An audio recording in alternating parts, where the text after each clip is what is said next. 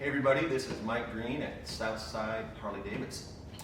Today we're going to start talking to you about my experience going to Rawhide Adventure Camp, a camp that Harley put together for people that were training on the new Pan America. Through a lot of teamwork here at Southside, we were able to score enough points to allow one of the team members here to go to California to ride the Pan America for 3 days in the desert. Through the good graces of the people that work here, they selected me to do that. So, just an amazing amount of training online, research on competitive brands, research on the bike itself, testing on the bike itself.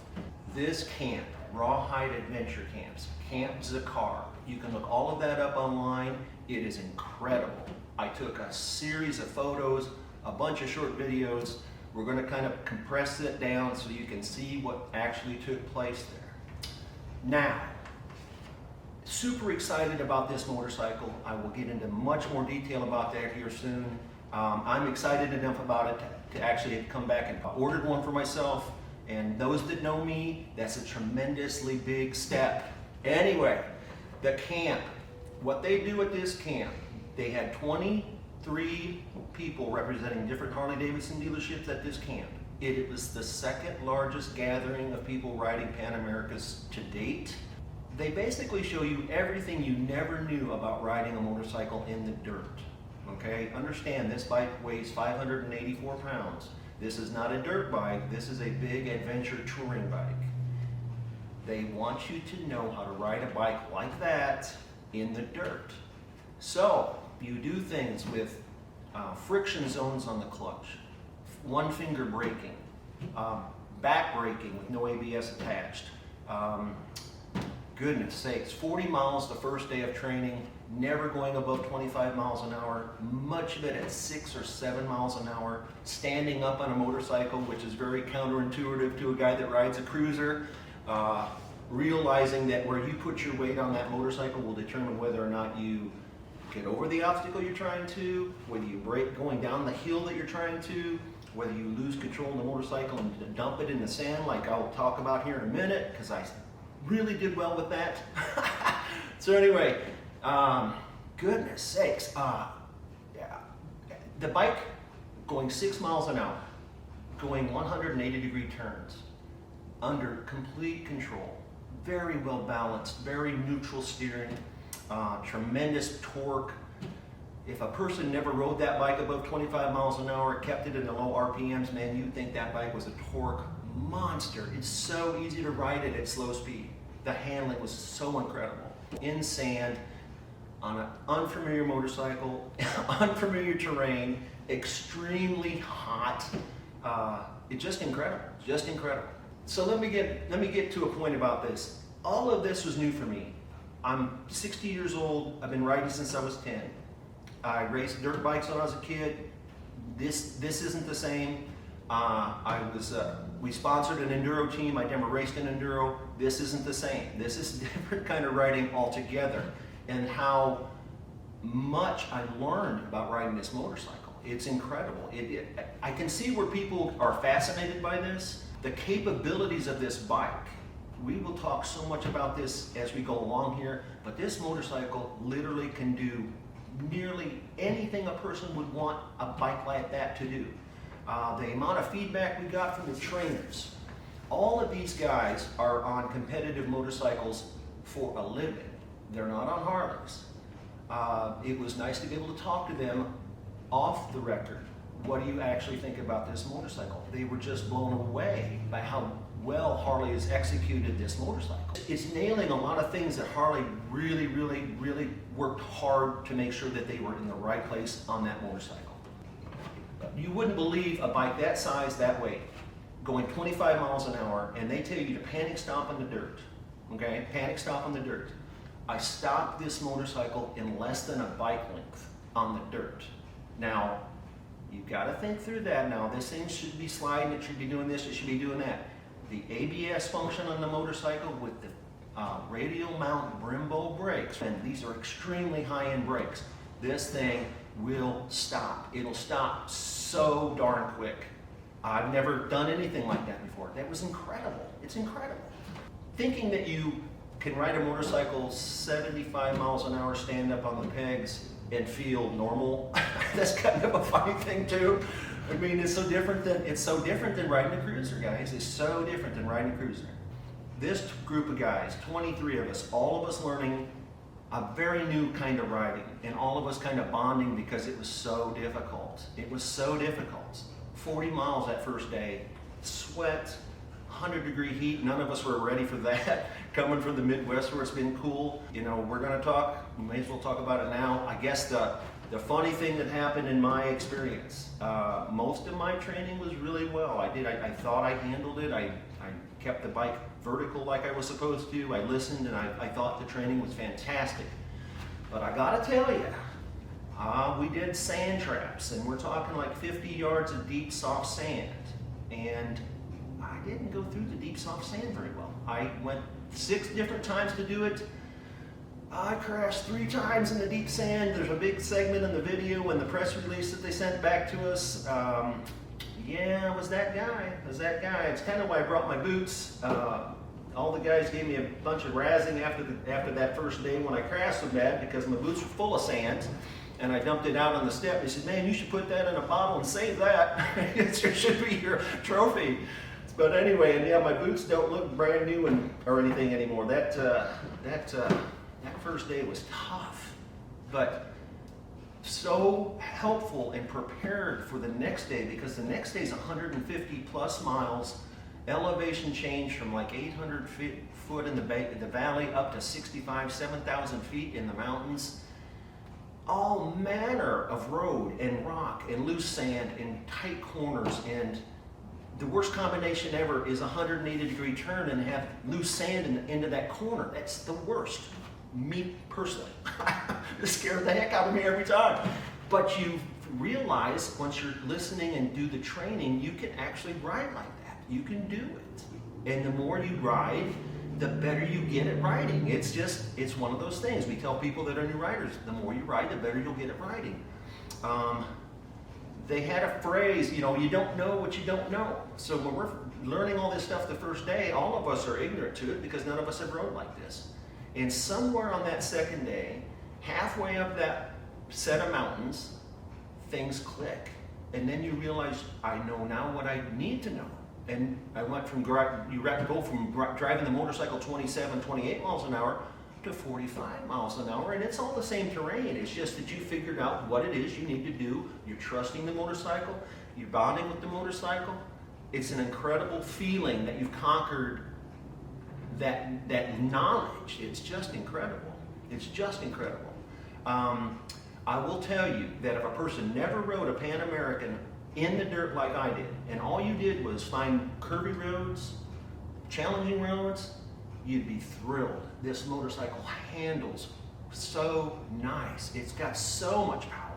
150 horse, variable valve timing. You ride that thing I mentioned earlier in the low RPMs, you'd never know anything else that the bike's got great torque. Man, between 4,000 and 8,000 RPM, this thing comes alive. It comes alive. And they say 135 miles an hour top speed, it will do 135 mile an hour top speed. They had us riding the bikes with knobby tires, coming off the canyon, off the mountain. It was a paved road, 2-lane canyon road. Absolutely amazing road. We're driving this bike all the way onto the side, all the way. We're using all the chicken strip on both sides of these knobbies. We don't feel the knobbies, they don't slip, they don't lose traction. We tested them for speed. We did, 0 to 100, nothing. Smooth as silk, smooth as silk. The modes on the motorcycle, oh my gosh. You've got rain mode. It's all at your right index finger. You click on the go. You can change the settings. It adapts instantly. You can tell instantly that you're in a different mode. Rain mode, off-road, which is where we kept the bikes most of the time. So it changes where the traction control interferes with the rear wheel and so on and so forth. Different brake application. Sport mode, instant power. Man, gosh. Highway mode, smooth, relaxed, linear. It's just incredible. It's incredible. I think that so many people are going to be shocked and blown away what this motorcycle's capabilities are. So many capabilities. So the nice thing about being at the camp, Harley had all of the color choices available for us to see. They had several bikes dressed up with the different luggage options, some of them with the aluminum bags, some of them with the soft-sided bags. Seat options, I chose a bike with a tall boy seat and the riser, which fit my physicality better. The bike is amazingly adaptive. I think that there's a misconception that maybe the bike's going to be too tall, maybe it won't fit me. That bike, between the reach seat, the lower position of the reach seat, the adaptive ride height, it's going to fit a lot of people that you just don't realize that. You just don't realize it. I will say that the orange and white looks very good, clean or dirty. The metallic gray looks very good, clean or dirty. The deadwood green, which is my personal favorite, looks very good, clean or dirty. A black motorcycle always looks good clean and does not look good dirty. So just be aware of that when you're making those selections. Skid plate options, I'm opting to go for the full skid plate because it protects clear to the back of the muffler case. The Screaming Eagle muffler, it's made by Akrapovic. That'll matter if you guys know that brand. The main benefit is not that it sounds that much better than the stock pipe, it's about 8 pounds lighter than the stock pipe and looks really good in combination with the stainless steel header pipe. Very nice looking unit. Let's talk a minute about adaptive ride height. I'm almost 6'3". I didn't know that I really was a candidate for adaptive ride height. However, at the end of the 150 plus mile day, when it was 109 stinking degrees and I was so tired, we pulled into a parking lot to take a photo shoot. You'll see it's Red Rock Canyon, you'll see that. And that bike settled as I was parking it, and I was so glad it had that feature. You don't realize that if you're hot, tired, it's been a long day, you've been on the road, man, having that thing come down just a little bit so your feet are more on the ground was amazing. It's an amazing feature. So yes, I ordered that online also. Okay, so thinking about and talking to my the people I met at the camp, all these guys from these different dealerships, we realized that we're going to have two things probably happen. Guys that are already adventure riders coming in and perhaps purchasing this to replace something they have. And the second thing is going to be guys, a lot of us already are cruiser bike owners who are looking for that new or different or something kind of riding, right? This bike is so not just a cruising motorcycle. It is so amazing on the highway. It is so amazing the things it can do, the power delivery. It is so it's so innovative. It's so cool that Harley's gone this direction with this bike. You just don't realize when they say 150 horsepower how big a head snap that is when that thing hits on. It's crazy. It is intoxicating because it's so different, it's so new. Anybody can watch and read the reviews that are out there, man. This bike is getting all kinds of positive play.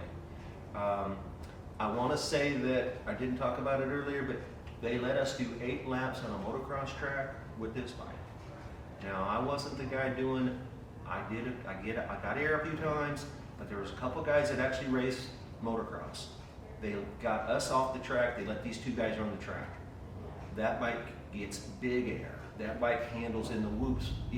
A 584 pound motorcycle, and it handles in the whoops. It handles in the complicated high berm corners.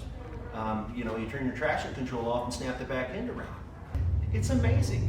So what sells it, what's gonna sell it is the bike is so capable, man. Like I said, if it never saw dirt, you'd have the nicest, wonderful handling street bike. I mean, it's just such a good motorcycle. It's such a good motorcycle on many levels. Let's talk a little bit about gear. I thought the trainers all actually were wearing Harley gear.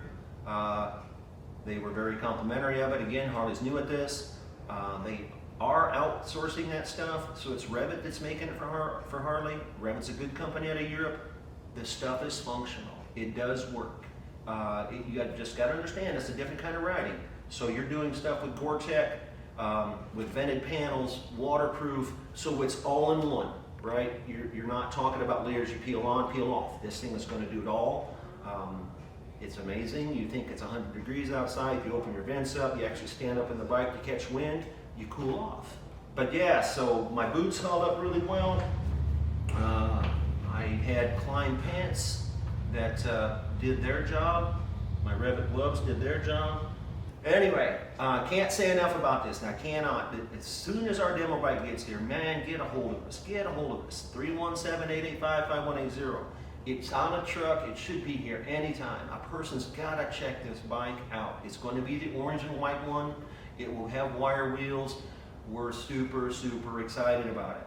So I hope you enjoy what we post up about it, man. Obviously, I'm excited as heck about the motorcycle. There have been a lot of reviews. I'm all in on this bike. Can't wait. Mine's going to be Deadwood Green, like I mentioned. I cannot wait. I hope you all see you here. Thanks a lot.